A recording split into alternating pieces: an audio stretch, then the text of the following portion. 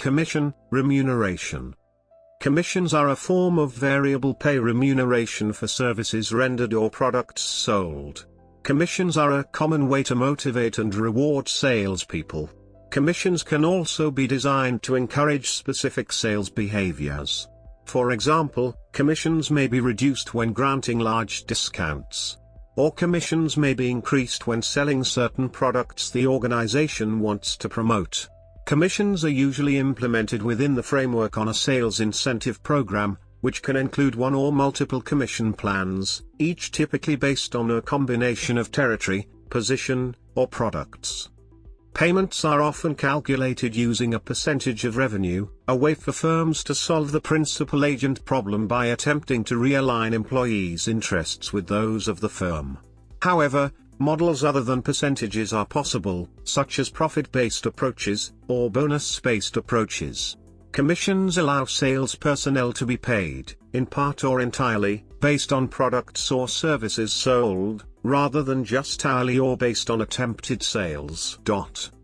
Although many types of commission systems exist, a common methodology to manage total spend is known as on-target earnings. On-target earnings represent a salesperson's base pay, plus expected commissions, assuming the salesperson meets a quota. On-target earnings help salespersons estimate their expected total compensation, should they meet company-specified goals. One of the most common means of attempting to align principal and agent interests is to design incentives tracking agent performance.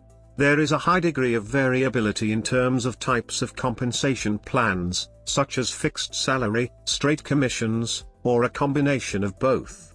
Often, commissions are awarded for reaching a sales goal called a quota. Also, commission structures can include multiple levels of attainments, each with a different threshold and associated rewards. Sometimes, a commission structure may not involve employees, but rely only on independent contractors. Industries, where commissions are commonly include car sales, property sales, insurance booking, and most sales jobs.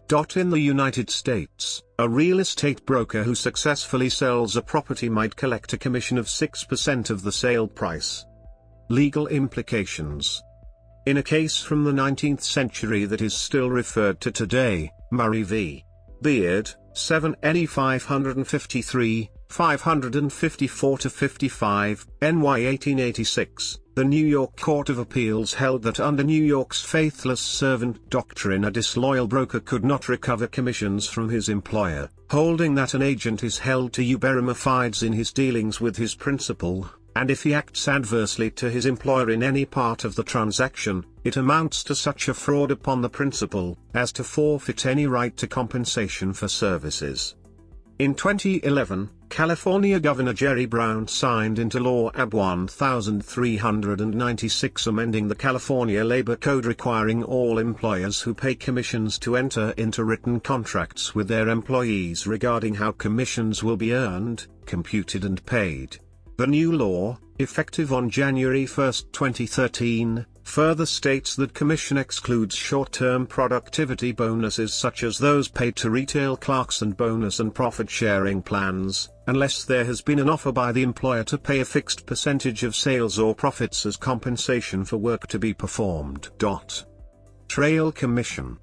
Trail commission, TC, is commission paid by investment management companies to financial advisors. It is generally around 0.1% to 0.9% PA of the value invested by a client. If an investment is made directly through a financial advisor, TC is generally kept by the advisor. However, some agencies, for example ComSec, return half of the TC to the client. A financial advisor should act purely in the investor's best interests.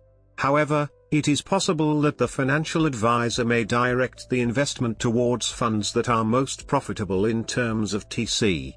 Supporters of the directing of investments into funds benefiting the financial advisor claim that it encourages the advisor to maintain the value of the portfolio, thus aligning their interests with those of their clients.